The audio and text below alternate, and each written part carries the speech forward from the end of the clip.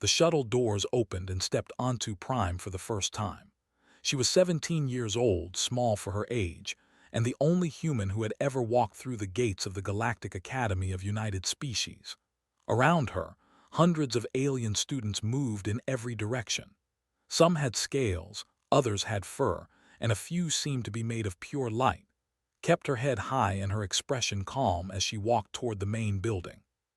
She could hear them whispering. The translators in her ear converted their alien languages into words she could understand. They called her the girl. They said her planet was a nightmare of crushing gravity, poison air, and monsters that ate each other to survive. They wondered why the Academy had allowed such a primitive creature to attend their school.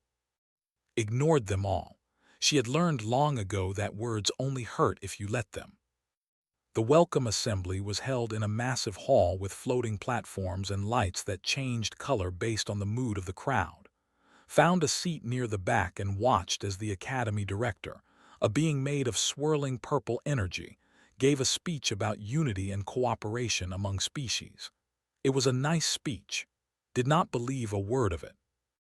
After the speech, students began to mingle and introduce themselves. Stayed in her seat and observed. She noticed patterns in how different species interacted.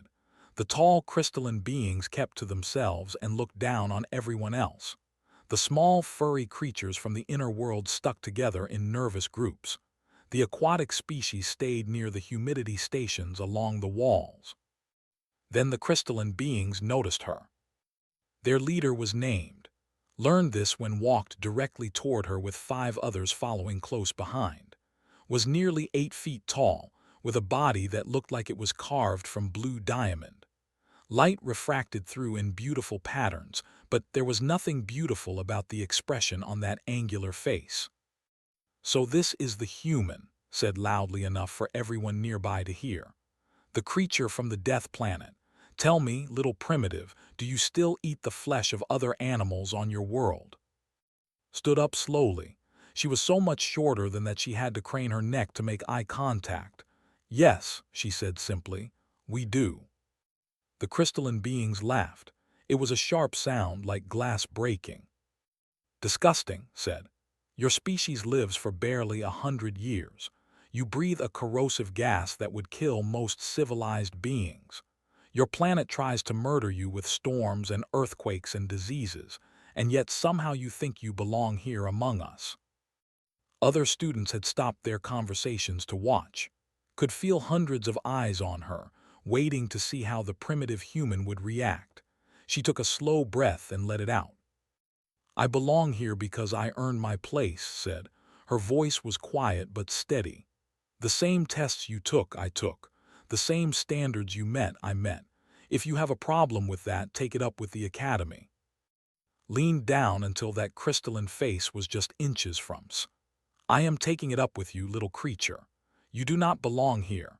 You will fail, and when you do, everyone will see that humans are nothing more than clever animals pretending to be civilized." Did not step back, she did not blink. She looked directly into his eyes and said, "You should be careful. Where I come from, the quiet ones are the ones you watch." For a moment, something flickered in his expression. Then the crystalline being laughed again and straightened up. A threat from the girl. How amusing. "Come, let us leave this primitive to her delusions." The group walked away, still laughing. The other students slowly returned to their conversations, but noticed that many of them were looking at her differently now. Some with pity, some with curiosity, a few with something that might have been respect. Sat back down and waited for the assembly to end. That evening she found her dormitory room. It was small but comfortable, with 2 beds and a window that looked out at the stars. Her roommate was already there, a small amphibian being with large dark eyes and smooth green skin. The creature was arranging items on a shelf with trembling hands. "Hello," said, I am from Earth." The amphibian turned around quickly, nearly knocking over a container. "Oh, yes, hello, I am from Hydra 7. It is a water world, very peaceful, no predators, no wars, nothing dangerous at all." Paused and then added, "I have never met a human before. I have heard stories." What kind of stories? That your planet is very dangerous, that your species is very strong, that you can survive injuries that would kill most other beings. Hesitated. Is it true that you have liquid inside your bodies that carries oxygen to your cells, and that this liquid spills out when you are injured? Blood said, yes, we have blood. Shuddered, that sounds terrible. Almost smiled, you get used to it. She unpacked her bag while watched with nervous fascination. At the bottom of the bag, wrapped in a soft cloth, was a small bronze medal. Held it for a moment before placing it on her bedside table. What is that? Asked. A survival award. I earned it when I was 14. There was an accident in the mountains near my home. A group of hikers got lost in a blizzard. I helped find them and bring them back. A blizzard is frozen water falling from the sky, yes, and your mountains have low oxygen and extreme cold. Eyes grew even wider. You survived that when you were only 14 years of age. Surviving is what humans do, said. She finished unpacking and sat on her bed. Through the window, she could see the lights of the station and the endless darkness of space beyond. Somewhere out there, very far away, was a small blue planet called Earth. Her family was there, her friends, everything she had ever known. But she was here now, and she had a point to prove. Sat on the opposite bed, still watching with that mix of fear and curiosity. May I ask you something? Yes. What do humans do for enjoyment? When you are not surviving dangerous situations, I mean. Thought about the question. She thought about her mother's cooking and her father's laughter. She thought about summer nights and winter mornings and the simple joy of being alive on a planet that was always trying to kill you. We endure, she said finally, and then we find reasons to smile anyway. Did not seem to understand but nodded anyway. Outside the window, the stars continued to shine, cold and distant and full of possibility. Looked at them and made a silent promise. She would show them all what a human could do. The first weeks at the academy passed in a blur of classes, tests, and endless stares. Learned quickly that being the only human at the school meant she was always being watched. When she ate in the dining hall, students from other tables would turn to observe her chewing. When she walked through the corridors, conversations would stop until she passed. She became used to it, the way she had become used to so many things in her life. The academic classes were challenging but not impossible. Studied harder than anyone else because she knew she could not afford to fail. Her scores were average in most subjects, which surprised many of her classmates. They had expected her to be either a genius or a complete failure. The fact that she was simply normal seemed to confuse them. But the practical tests were different. The first major assessment was a timed problem-solving examination. Students were locked in individual chambers and given a series of increasingly difficult puzzles to complete. The chambers slowly filled with a harmless but uncomfortable gas that made most species anxious and unable to focus. The test was designed to measure how beings performed under pressure. Finished in the top 5% of her class. Her chamber filled with the gas just like everyone else's. Her heart rate increased, and her palms became sweaty. But she had grown up on Earth, where every day brought new pressures and new problems. She had learned to think clearly when her body was screaming at her to panic. The gas was nothing compared to the feeling of being lost in a forest at night or trapped in a collapsed building during an earthquake drill. Counselor, one of the senior instructors, called her into his office after the results were posted. He was a being with 4 arms and compound eyes that seemed to see everything at once. His office was filled with books and artifacts from hundreds of different worlds. Your performance was impressive, said. Most students from peaceful worlds struggle greatly with that examination, yet you remained calm throughout. I have had practice, said. Yes, I have been reading about your world. His mandibles clicked together, a sign of discomfort in his species. Earth is a remarkably hostile environment. Your species has survived ice ages, plagues, and countless wars. You have predators that hunt you and natural disasters that destroy your cities, and yet you continue to grow stronger. Did not know how to respond, so she simply nodded. I will be watching your progress with great interest, said. You may go. The weeks continued, trained in the physical education facilities, where her human endurance shocked the instructors. She could run for hours without stopping. She could lift weights that beings twice her size struggled with, thanks to her muscles that had developed under Earth's heavy gravity.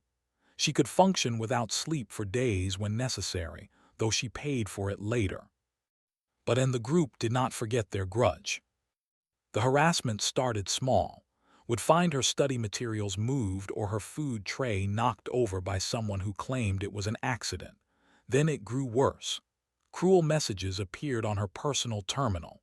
Rumors spread that humans carried diseases that could infect other species. Some students began avoiding her entirely. Endured it all without complaint. She had faced bullies before. She knew that reacting would only make things worse. Then came the zero-gravity navigation test. Students were required to fly through an obstacle course in the Academy's zero-gravity training sphere. They wore flight suits with small thrusters attached to their backs and arms. The course was designed to test spatial awareness and coordination in environments without up or down. Checked her equipment carefully before the test, just as she always did. Everything seemed to be in order. She entered the sphere with her group and waited for the signal to begin. The moment the test started, knew something was wrong. Her thrusters fired unevenly, spinning her off course.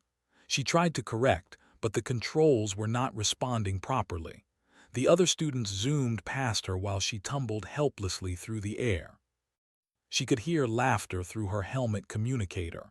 His voice cut through the noise. Look at the girl, she cannot even fly straight. Perhaps humans are too primitive for technology. Closed her eyes and took a breath. She thought about what she could control. Her thrusters were damaged, but her body still worked. The obstacles were solid objects she could grab onto. The finish line was visible in the distance. She reached out and caught a floating barrier as she spun past it. The impact hurt her arm, but she held on. Then she pulled herself forward and grabbed the next obstacle, and the next, and the next. It was slow and painful. Her muscles burned from the effort of pulling her body weight without any assistance. But she did not stop. She could not stop. Every student in the sphere was watching her now, and she would not give them the satisfaction of seeing her quit. Crossed the finish line dead last, but she crossed it. Her arms were shaking and her flight suit was soaked with sweat, but she had finished. Instructor, who ran the zero-gravity program, examined equipment after the test. The antennae twitched with anger. This equipment has been sabotaged. The thruster control circuits have been deliberately damaged. I know, said. Do you know who did this? Looked across the sphere to where and they were floating. They were not laughing anymore. They were staring at her with expressions she could not read. No, said, I do not know who did it. She would not give them the power of her accusation. She would not let them see that they had affected her at all. That night sat on bed while rubbed medicine into her aching arms. The amphibian had heard about what happened and had come to offer comfort. Why do they hate you so much? Asked. Because I am different. Because I come from a world they do not understand. Because they are afraid of what they cannot control. But you did nothing wrong. That does not matter to beings like, they need someone to be beneath them. They chose me. Finished with the medicine and flexed her fingers. But I will not stay beneath them. Where I come from we have a saying, what does not kill you makes you stronger. Considered this. That is a very human way of thinking. Yes, agreed, it is. The next morning, the Academy announced the upcoming survival challenge. It would be held on a frozen moon called 4, and it would test students in ways the classroom never could. Participation was voluntary but highly encouraged for any student who wanted to advance to the senior levels. Made a public statement in the dining hall, loud enough for everyone to hear. I look forward to the challenge. It will finally prove what we all know. The girl is not fit to walk among civilized beings. She will fail, and she will be sent back to her primitive planet where she belongs. Stood up from her table. The hall fell silent as every eye turned to watch her. She walked to the registration terminal without saying a word and entered her name. Then she turned and walked out, leaving standing in stunned silence. The stars outside the window seemed brighter that night, looked at them and smiled. The challenge was coming and she was ready. The transport ship descended through the thin atmosphere of 4 and watched the frozen landscape grow larger through the viewport. The moon was a wasteland of ice and rock, with jagged mountains rising from plains of white snow. The temperature outside was far below freezing, and the air was so thin that most species could barely breathe it. This was where 50 students would be tested, and where many would fail. Checked her survival pack one final time. She had a thermal suit, emergency rations for 5 days, a water purifier, basic medical supplies, and a few tools.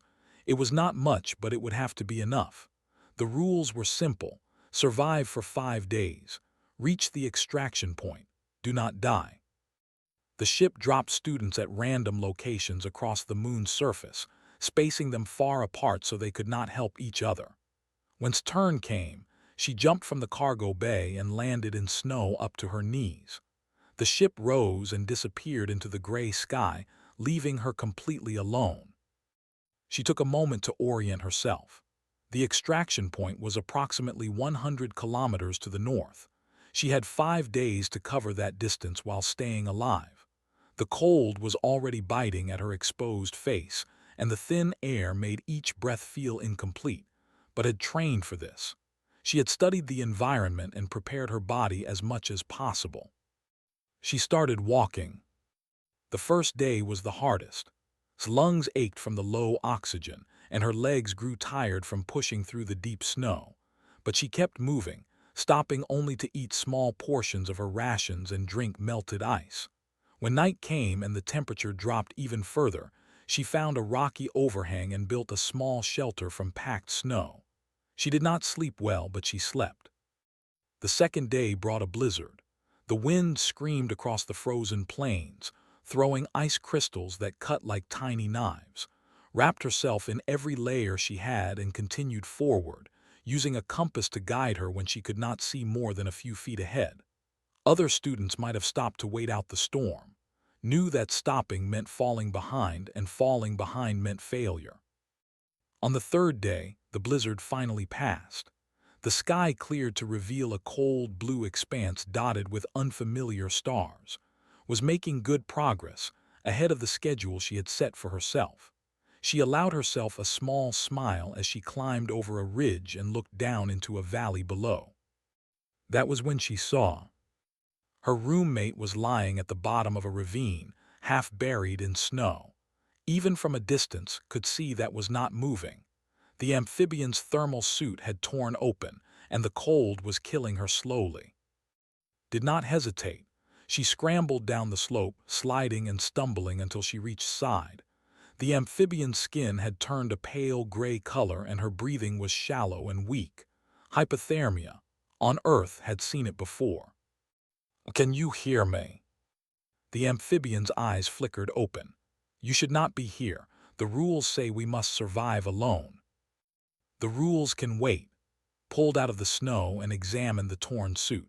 The damage was too severe to repair properly, but she could patch it well enough to keep out the worst of the cold. She worked quickly, her fingers growing numb as she stripped off her own outer layer and wrapped it around her friend. "You will freeze," whispered. "Humans are harder to freeze than you think.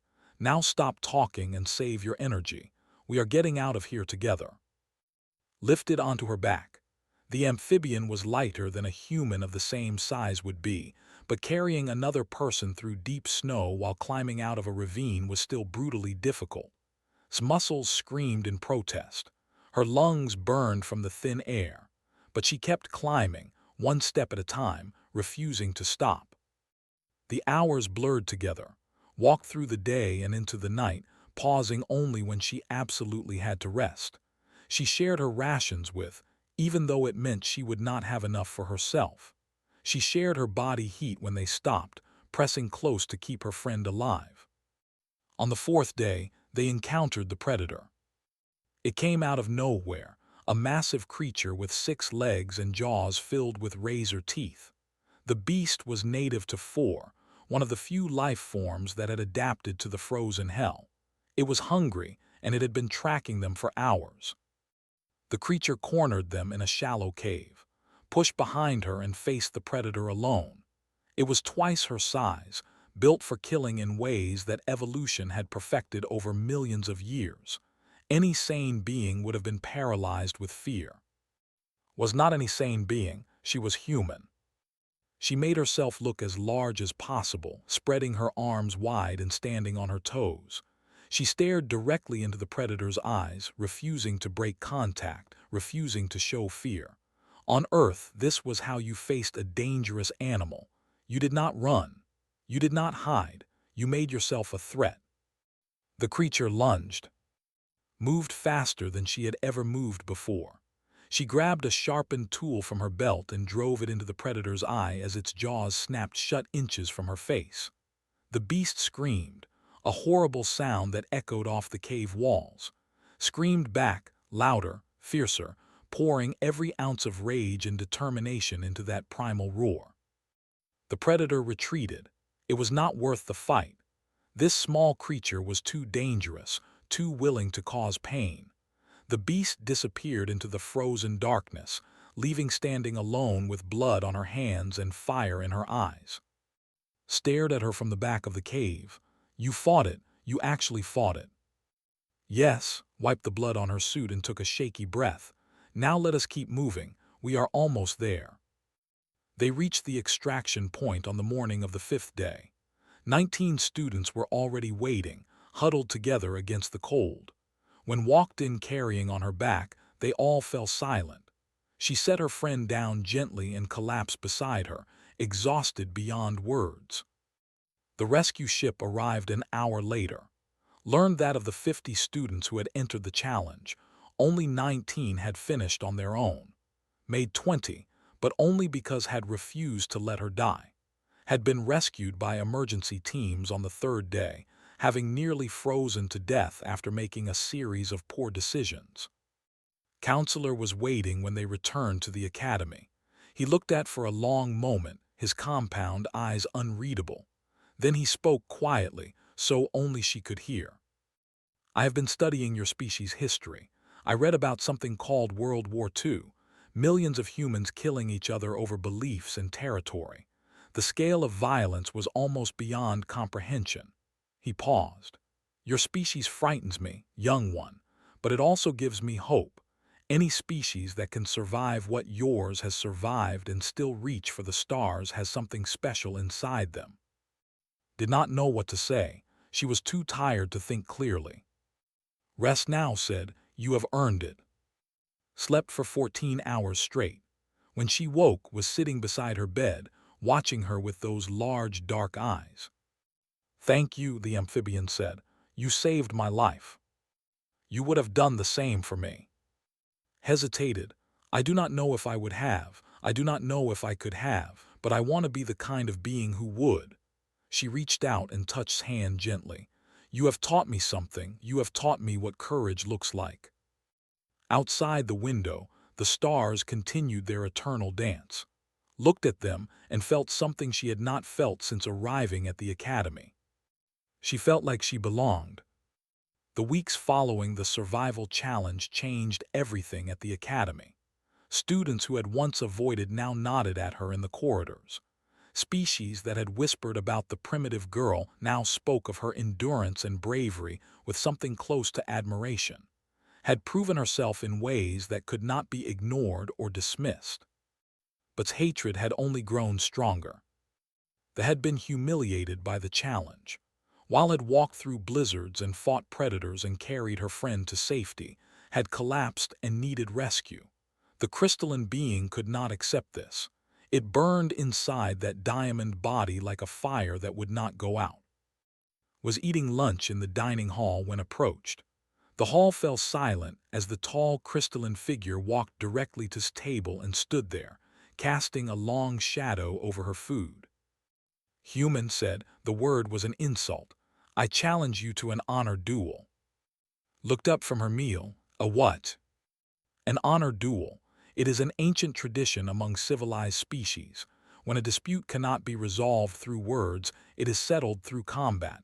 Formal, witnessed, final. His crystalline face twisted into something ugly. Unless you are too afraid to face me directly. Unless your bravery only appears when you have blizzards and monsters to hide behind. The hall was completely silent now. Every student was watching, waiting to see what the human would do. Could feel the weight of their expectations pressing down on her like the gravity of Earth. She set down her eating utensil and stood up slowly. I accept. A murmur rippled through the crowd, seemed surprised as if the acceptance was unexpected. You accept. Do you understand what an honor duel means? There are no rules except victory, no protections, no safety measures. This is not a game, human. Beings have died in honor duels. I understand, said. Her voice was calm, her expression steady. When and where? 3 days from now, the central arena. The entire academy will witness your defeat. Turned and walked away, crystalline body catching the light in cold patterns. Found later that evening in their dormitory room. The amphibian was visibly distressed, packing back and forth with nervous energy. You cannot do this, said. Is the Academy's combat champion. They are faster than humans, stronger than humans. Their bodies are made of living crystal. You cannot hurt them with your bare hands. This is suicide. Was sitting on her bed, wrapping cloth strips around her knuckles. I can hurt them. Everything has weak points. I have been studying anatomy since I arrived here. Studying? Knowledge is not the same as fighting. Has trained in combat since childhood. You are a student from who has never faced in battle. I have faced other things. Finished with her knuckles and flexed her fingers. On Earth, I grew up in a place where fighting was sometimes necessary. I learned to defend myself before I learned to read.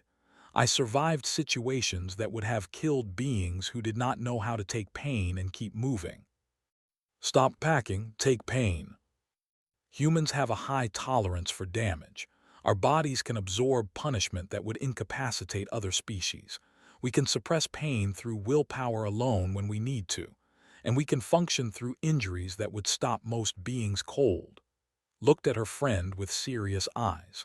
I am not saying I will win easily. I am saying I will not lose because I gave up. The next 3 days passed quickly. Trained every spare moment, pushing her body to its limits and beyond. She studied recordings of combat techniques, noting patterns and habits. She practiced strikes against training dummies, targeting the joints and nerve clusters that were vulnerable in crystalline biology. Counselor visited her on the 2nd day. The instructor watched her train for a long time before speaking. You know this is foolish, he said. Has never lost an honor duel. The body is designed for combat in ways the human body is not. Through a combination of strikes at the training dummy. Then I will have to fight in ways the human body was designed for. Endurance, adaptation, refusing to stay down. That may not be enough. Then it will have to be. Stopped and looked at. I did not come to this academy to be safe. I came to prove that humans belong among the stars. If I back down now, everything I have done means nothing. They will always see us as cowards who only fight when we have advantages. His mandibles clicked thoughtfully. You are either very brave or very foolish, perhaps both. Perhaps, agreed, but I am also very stubborn, and sometimes that matters more than anything else. The day of the duel arrived. The central arena was packed with students and instructors from every corner of the academy. Floating cameras broadcast the event to screens throughout the station. walked into the arena wearing simple training clothes, her hands wrapped and her hair tied back, waited in the center, crystalline body gleaming under the arena lights. The rules were announced. No weapons, no assistance. Combat continues until one participant surrenders or is unable to continue. The crowd fell silent as the signal was given to begin. Moved first, crossing the distance between them with blinding speed. Barely had time to raise her arms before the first blow connected. It felt like being hit by a car. She flew backward, rolling across the arena floor, pain exploding through her ribs. The crowd gasped, laughed. Is this the famous human endurance? One strike and you fall like any other prey. Pushed herself up. Her ribs were cracked, she was certain of it. Every breath sent fire through her chest, but she stood anyway, raising her fists. I am not finished. Came at her again. More blows landed, each one driving back, each one adding new damage to her battered body. Her lips split open. Her left eye began to swell shut. She tasted blood in her mouth. But she did not fall. She did not surrender.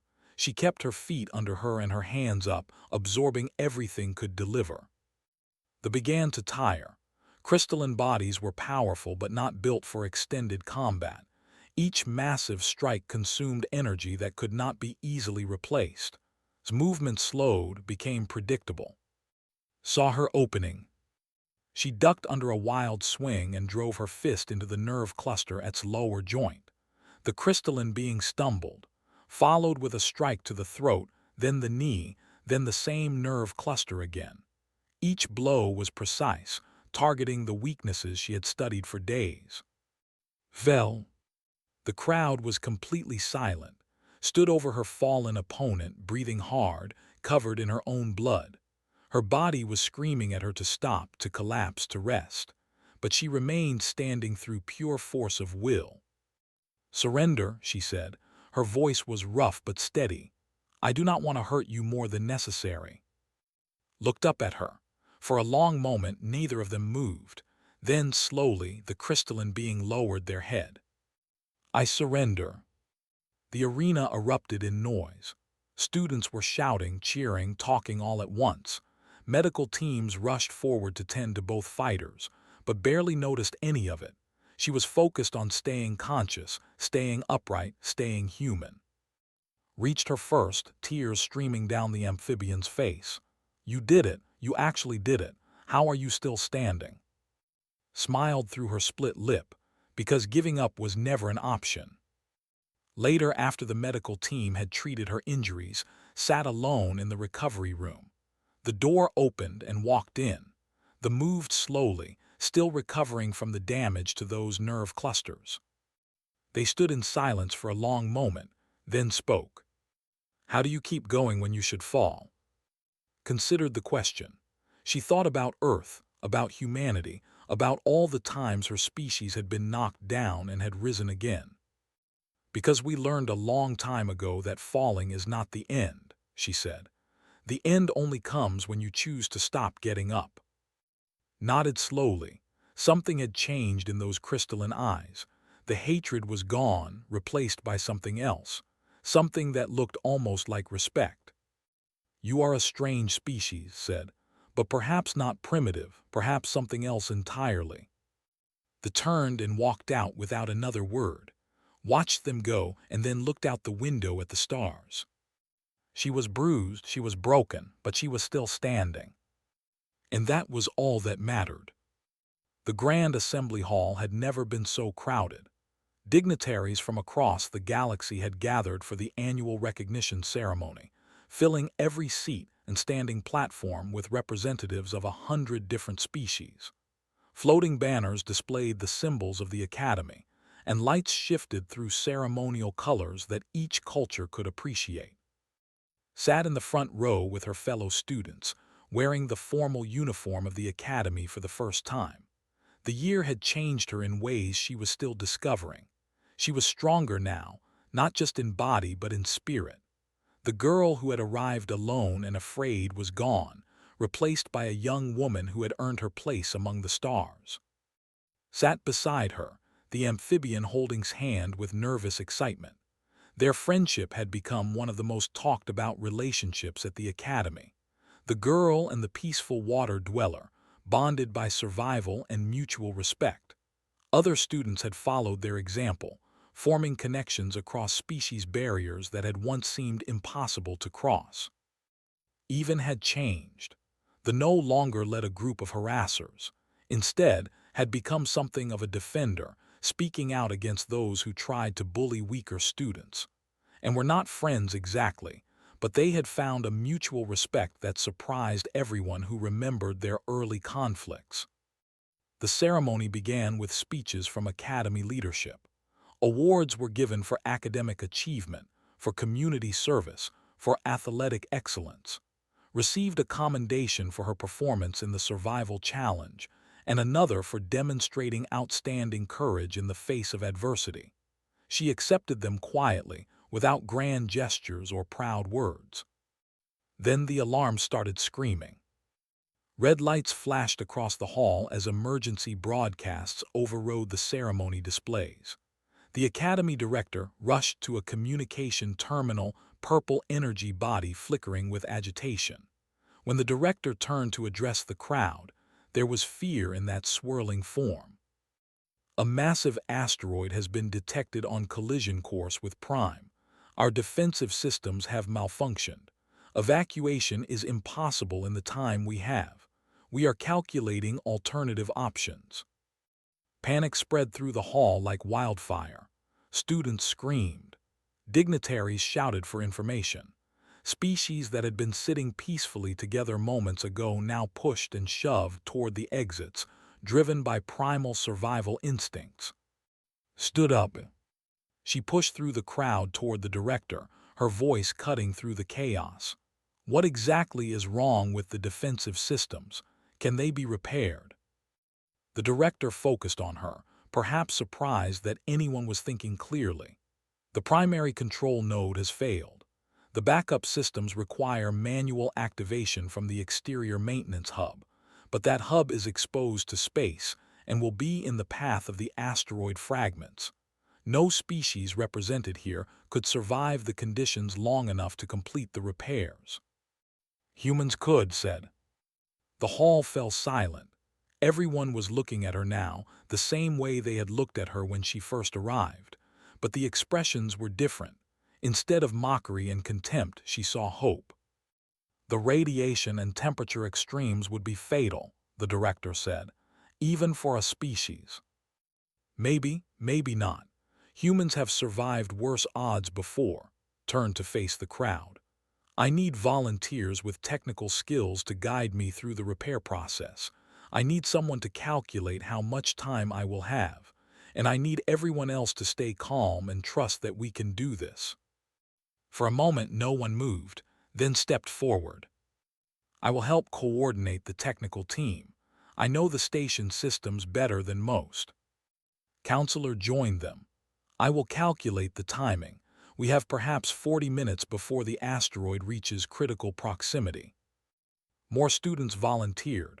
Engineers, scientists, communication specialists. In minutes, a functional team had assembled around, ready to attempt the impossible. They moved quickly through the station to the maintenance access point, suited up in the heaviest environmental protection available, knowing it would not be enough. The exterior hub was already experiencing temperature drops and radiation spikes as the asteroid's electromagnetic interference affected local conditions. You understand what you are doing, said quietly as prepared to enter the airlock. The probability of survival is very low. I understand. Then why do you do this? You could stay inside.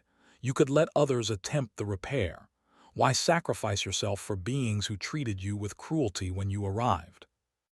Looked at the instructor, then at the crowd of students and teachers gathered behind her. Was there, tears in those large dark eyes. Stood with arms crossed, crystalline face unreadable but present. Hundreds of beings who had become her classmates, her rivals, her friends. Because this is what humans do, she said. We protect the people we care about, even when it hurts, especially when it hurts. She stepped into the airlock before anyone could respond. The exterior of the station was a nightmare. Radiation burned through her suit in waves of pain. The cold seeped into her bones despite every layer of protection. Her hands shook as she made her way along the maintenance rails toward the control hub. In her ear's voice guided her through the repair process. Remove this panel, reconnect these circuits, bypass the damaged controller and link directly to the backup power supply. Each step was agony but forced her hands to obey her will. The asteroid grew larger in the sky above her. She could see it now without instruments, a massive chunk of rock that would turn Prime into a graveyard. She worked faster, ignoring the warnings her suit displayed about radiation exposure and dropping body temperature. Almost there, she gasped into her communicator. One more connection. 30 seconds to minimum safe distance, reported. You need to get back inside now. Not yet, not done. Her fingers found the final connector and pushed it into place. For a terrible moment, nothing happened. Then the defense grid hummed to life around her, energy shields activating across the station's surface. The asteroid hit the shields and shattered. Fragments rained down around, deflected by barriers that had not existed seconds before. The station shook but held. Prime was saved. Tried to make her way back to the airlock. Her legs would not cooperate. The radiation had done too much damage. She collapsed against the exterior hull, looking up at the stars she had dreamed of reaching since she was a child. His voice screamed in her ear, "Hold on, rescue teams are coming." She smiled. The stars were beautiful from out here, so much closer than they had ever been from Earth. Then everything went dark. Woke up 3 weeks later in the Academy's medical bay. The doctors told her she had come very close to dying. Her body had absorbed radiation levels that would have killed any other known species. But humans were, evolved to survive what others could not, and had survived once again. Was waiting when she opened her eyes. The amphibian had not left her side for the entire 3 weeks, according to the medical staff. "You are stupid," said, crying and laughing at the same time. "You are the bravest, most wonderful being I have ever known." "Thank you," whispered, "I think." The recovery took time, but eventually returned to the Grand Assembly Hall for a very different ceremony. The Galactic Council had convened to make an announcement that would change history. In recognition of the courage displayed by, the Council speaker declared, and in acknowledgement of the unique qualities her species has demonstrated, the Council hereby grants full membership status to the planet Earth, effective immediately. The hall erupted in applause, stood before the Council, overwhelmed by the moment. Her small act of bravery had achieved what diplomats had been working toward for years. Humanity was now part of the galactic community, not as observers or visitors, but as full members with all the rights and responsibilities that came with that status.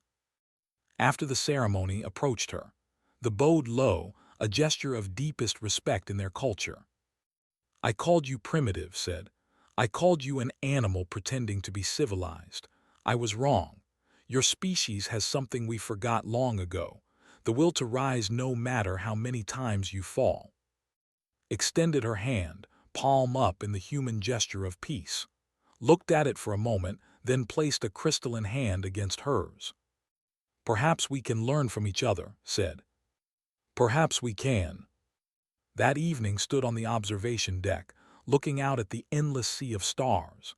Joined her, standing close enough that their shoulders touched. "What will you do now?" the amphibian asked. Thought about the question. She thought about Earth, waiting for her return. She thought about her family, who would hardly believe the stories she had to tell. She thought about all the adventures still waiting among those distant lights. "Go home," she said finally. "See my family, tell them what I have learned and what I have done, and then come back. The galaxy has a lot to learn about humans, and we have a lot to learn about it." "And what have you learned?" asked. smiled, her eyes reflecting the starlight. That we are not alone, that we never have to be alone again, and that no matter how far we travel or how strange the worlds we visit, we will always carry Earth with us. Our strength, our stubbornness, our refusal to give up. She paused. But one thing the galaxy knows now for certain. What is that? Turned to her friend, the girl who had become a legend, the human who had shown them all what her species could do. Humans rise,